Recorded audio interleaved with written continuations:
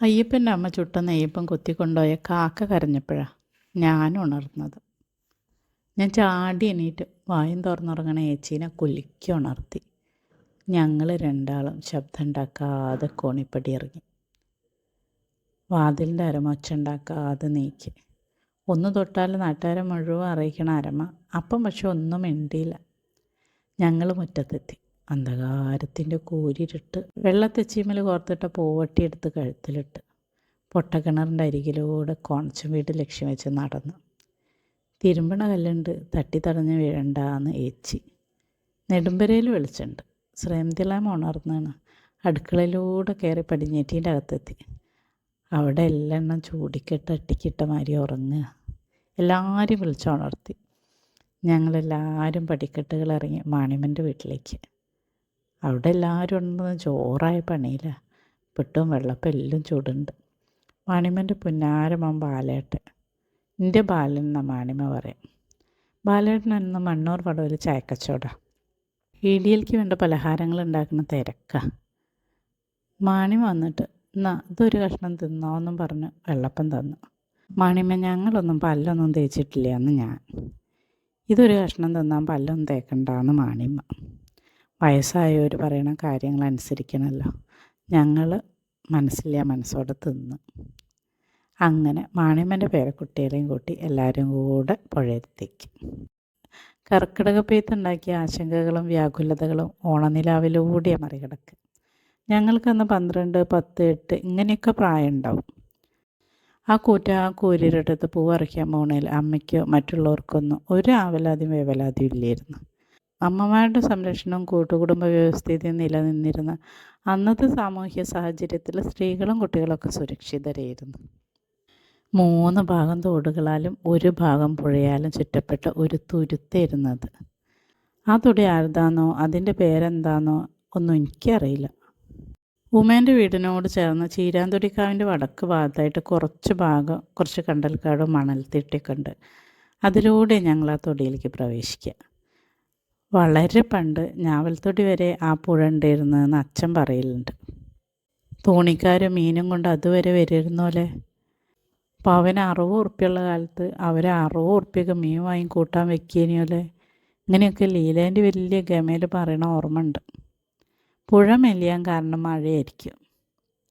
ഇളം വെയിലത്ത് ഇളം കാറ്റേറ്റ് കൂട്ടായിട്ടാണ് തുമ്പച്ചെടികൾ പൂത്ത് നിൽക്കുക. അത് മനോഹരമായൊരു കാഴ്ചയാണ്.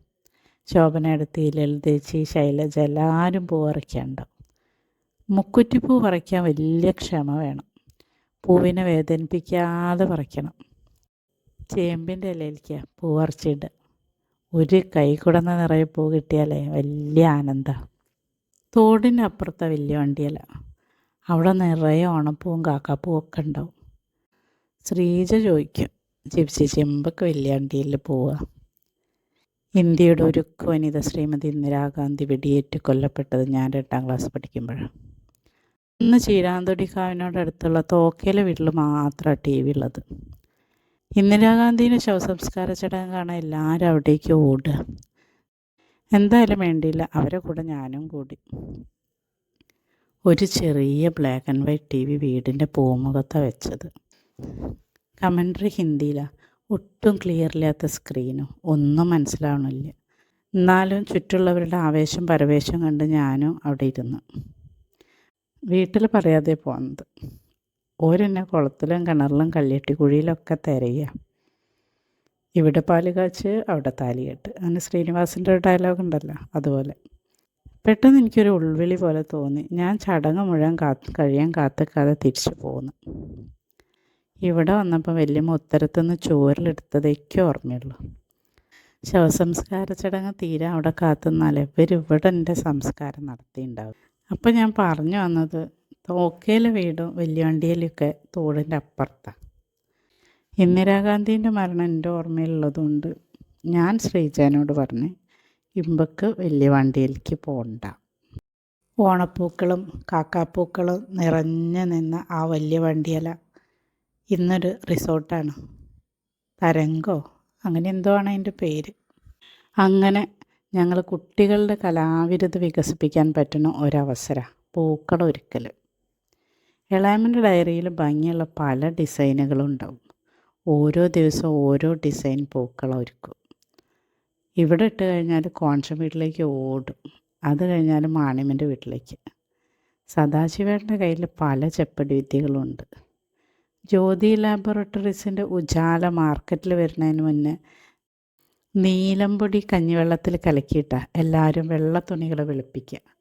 ആ പൊടി മൂപ്പര് തേങ്ങാപ്പീരയിൽ ചേർത്ത് പൂക്കളുടെ കൂടെ കളത്തിലിടും. കുട്ടികളായ ഞങ്ങൾക്കത് മനസ്സിലാവില്ല. ചോദിച്ചാലോ വർണ്ണങ്ങളുടെ സങ്കീർണമായ സിദ്ധാന്തം വികസിപ്പിച്ചെടുത്ത സർ ഐസക് ന്യൂട്ടനെ പോലെ വലിയ ഗമേലങ്ങനെ നിൽക്കും. ഓണത്തിന് നെഹ്റു യുവകേന്ദ്ര പല പരിപാടികളും സംഘടിപ്പിക്കും. ഞങ്ങളെ നാട്ടിൽ അന്നുണ്ടായിരുന്ന ക്ലബ്ബാണ് നെഹ്റു യുവകേന്ദ്ര. പാപ്പനും വിനോദേട്ടനൊക്കെ ക്ലബിൻ്റെ ഭാരവാഹികളായിരുന്നു. ഒരു വർഷം പൂക്കള മത്സരം നടത്താൻ തീരുമാനിച്ചു. മനോഹരമായ പൂക്കളം ഒരുക്കുന്നവർക്ക് സമ്മാനം ഉണ്ടാവും. പങ്കെടുക്കുന്ന വീട്ടുകാരൊക്കെ പേര് കൊടുത്തു. മത്സരത്തിൻ്റെ തലേ ദിവസം എല്ലാവരും മാർക്കറ്റിൽ പോയി കുറേ ഇറക്കുമതി പൂക്കളും വാങ്ങി വന്നു. മത്സരത്തിൻ്റെ ആവേശം കൂടി. രാത്രി ഉറക്കമൊഴിച്ചിട്ട് എല്ലാവരും പൂക്കളം ഒരുക്കി. രാവിലെ ജഡ്ജ് വന്നു.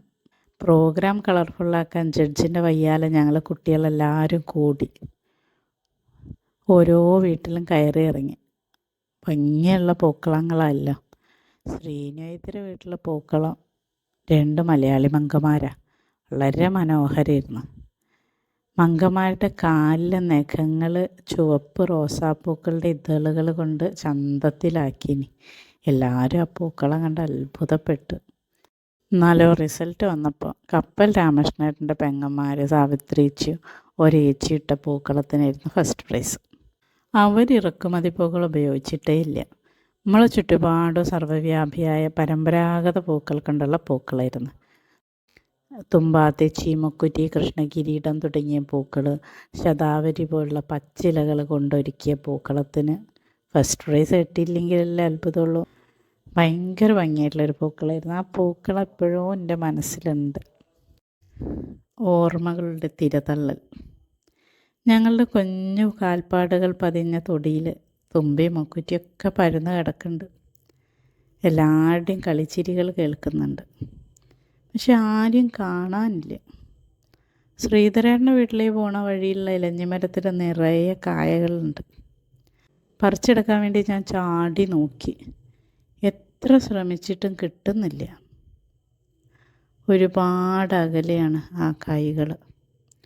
അവയൊന്നും ഒരു പക്ഷെ കാലം തൊട്ടിട്ടേ ഇല്ല. നിങ്ങൾക്കും ഇത്തരത്തിലുള്ള ഓണം ഓർമ്മകളൊക്കെ ഉണ്ടാവുമല്ലോ.